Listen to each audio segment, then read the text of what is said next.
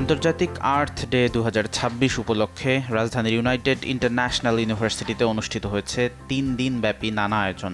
পরিবেশ সচেতনতা বাড়াতে তরুণদের অংশগ্রহণ ছিল চোখে পড়ার মতো।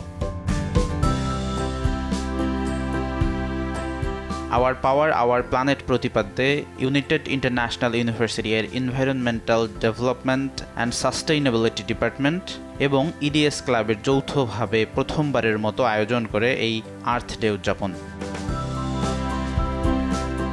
ভিডিও, ফটোগ্রাফি, কুইজ এবং পোস্টার প্রেজেন্টেশনের মতো বিভিন্ন প্রতিযোগিতায় অংশ নেয় শিক্ষার্থীরা, যেখানে উঠে আসে জলবায়ু পরিবর্তন, বর্জ্য ব্যবস্থাপনা এবং টেকসই উন্নয়নের নানা দিক।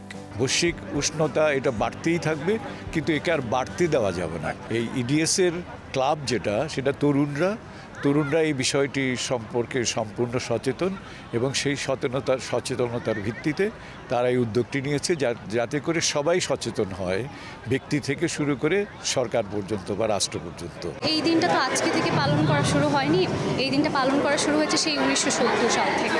তারপর থেকে 190টিরও বেশি দেশ এই দিনটাকে পালন করে থাকে। তো সেটার অংশ হিসেবে আমরা আমাদের এই ডিপার্টমেন্ট আমাদের এই আয়োজনটা করা হয়েছে। আমি দুটো সমস্যার কথা বেশি বলতে চাচ্ছি, সেটা হচ্ছে হিট ওয়েভ আর এয়ার পলিউশন, যেটা এখন আমাদের জন্য অনেক ক্ষতিকর দুটো সমস্যায় পরিণত হয়েছে। 10 বছর আগেও আমাদের জলবায়ু কিন্তু এমন ছিল না, এখন যেরকম আছে। আমাদের ক্লাবের উদ্দেশ্য ছিল যে আমরা এই প্রোগ্রামগুলোর মাধ্যমে, বিশেষ করে আর্থ ডে প্রোগ্রামগুলোর মাধ্যমে মানুষকে ক্লাইমেট চেঞ্জ এবং সাস্টেনেবিলিটির ব্যাপারগুলো নিয়ে প্রচার করা, প্রমোশন করা, তাদেরকে জানানো। ইডিএস ক্লাবের প্রেসিডেন্ট আলভি ফারদিন বলেন, এ ধরনের উদ্যোগ ভবিষ্যতে আরও সচেতন প্রজন্ম গড়ে তুলতে সহায়ক হবে।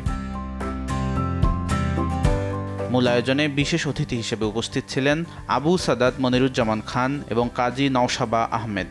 তারা বলেন, জলবায়ু সংকট মোকাবেলায় তরুণদের সক্রিয় অংশগ্রহণ এখন সময়ের দাবি। দিনব্যাপী আয়োজনের অংশ হিসেবে অনুষ্ঠিত হয় বৃক্ষরোপণ কর্মসূচি। প্রতীকী এই উদ্যোগের মাধ্যমে পরিবেশ রক্ষায় সম্মিলিত প্রচেষ্টার বার্তা দেয়া হয়। শেষে বিভিন্ন প্রতিযোগিতায় বিজয়ীদের মাঝে পুরস্কার বিতরণ করা হয়।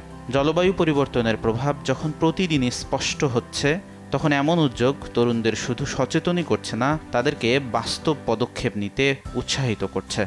উক্ত আর্থ ডে উদযাপনের মিডিয়া পার্টনার হিসেবে ছিলেন সময় টেলিভিশন।